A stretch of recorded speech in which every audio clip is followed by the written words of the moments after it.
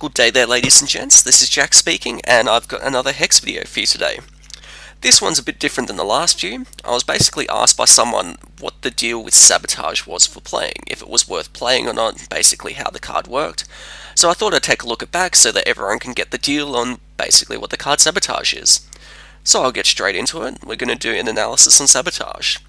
First, let's look at the cost. It costs 3. So a 3 cost means that it's not too expensive and it's perfectly playable from the cost point of view. It's got 2 Sapphire threshold, so that means it's perfectly playable in a 2-color deck, but you won't reliably be able to splash for it, which is basically including it in a deck that pretty much has no Sapphire in it and just including 1 or 2 Sapphire sources. Because of the double requirement, it's not really reliable in that manner. A basic action means that you have to use it on your own turn, so you can't leave mana open for quick actions on your opponent's turn. Now, playing a basic action isn't a bad thing if the action's good enough, but typically a quick action is always better than a basic action, just because you can save it till your opponent's turn. It's a rare, so that means that you'll probably have to actively trade for it, but given that the effect of the card is pretty narrow, it shouldn't be a chase card, you shouldn't have to trade very hard for it or give up a lot of value. And let's look at the effect itself. Create 4 booby traps and shuffle them into target opposing champion's deck. So what's a booby trap? That's something we've got to know before we evaluate the card. So a booby trap is a 0-cost artifact, and if this artifact would enter your hand or graveyard, void it instead, and it deals 5 damage to you. So effectively, what Sabotage does is it says give 4 chances for your opponent to cancel their card draw, because they'll be drawing the booby trap instead, and deal 5 damage to them. So you might notice immediately that it's straight up card disadvantage. So you give up your Sabotage card, and right off the bat you don't get anything off your opponent, so you're -1 card. Now, in order to get equal cards with your opponent or better, they've got to hit at least 1 booby trap. If you hit 1 booby trap, then Sabotage has paid for itself, and any further booby traps are just rewards, dividends on your investment. So we've got to approach this card trying to figure out the probability of your opponent when your opponent draws their first booby trap, and we can use that probability to determine if the card's worth playing or not. If it's a high probability they'll get it early, then it might be worth playing. If it's low probability, it probably won't.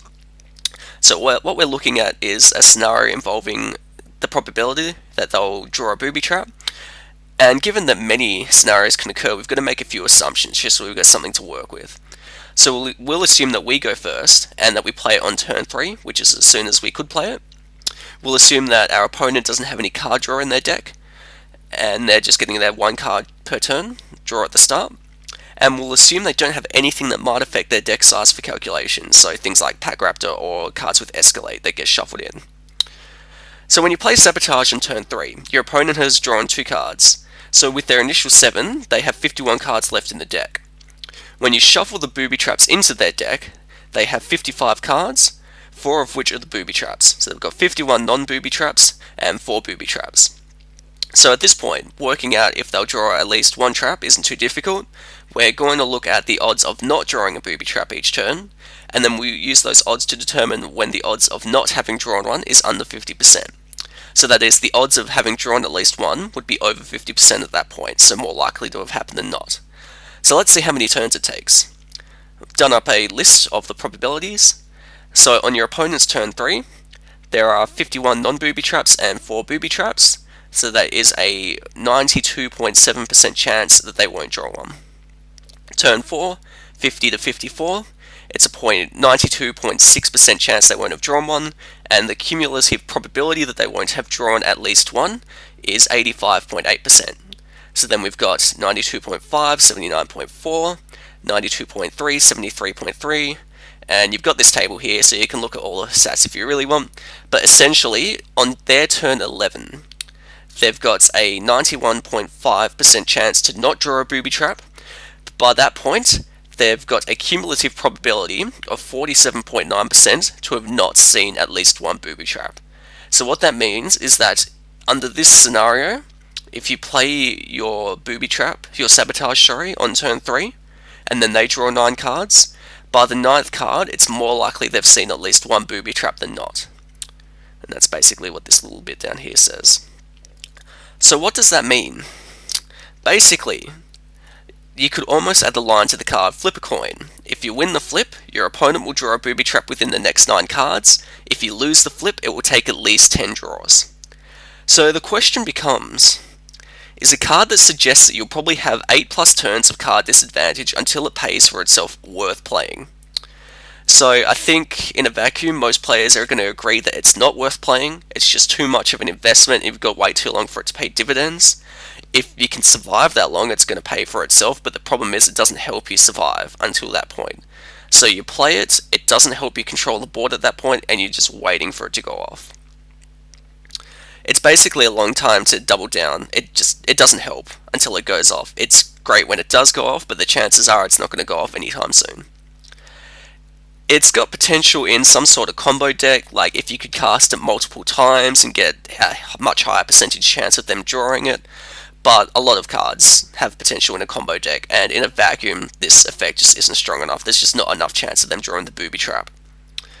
For the sake of fairness, I'll point out that if your opponent is drawing extra cards on their turns, or you reduce the number of cards in their deck, like you mill some with Chronic Flooding or something like that, or you play it later, it gets slightly better. But on the same note, if your opponent puts cards back into their deck with something like Pack Raptor, or they don't draw any extra cards, or you play it as soon as you can, the odds get worse. Also, for the sake of fairness, once a booby trap has been hit, as I mentioned before, the investment's been paid for, you get your money back, and then all the investment is dividends at that point. So as soon as they hit one booby trap, it's all profit. The issue is, the odds of hitting that first booby trap are really small. But basically, my verdict for this card is it's fun, it could prove nasty and casual.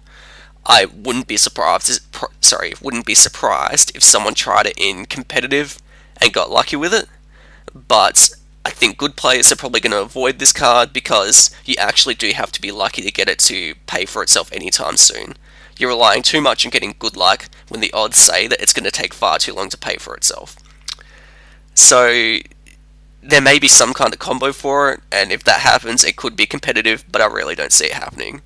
So from my point of view, I'd probably say this card's worth about 2.5 to 3 out of 5. That's just my opinion, but yeah, I don't see it being any better than that. I'll give a quick shout out to the PvE stuff.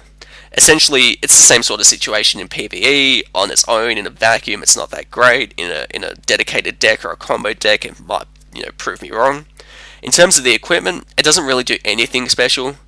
Basically create more booby traps with the rare, or with the legendary, your opponent buries 5 cards when you play it.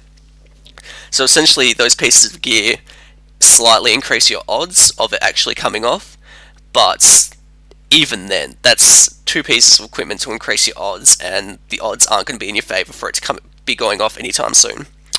So the verdict, it's not actually that great.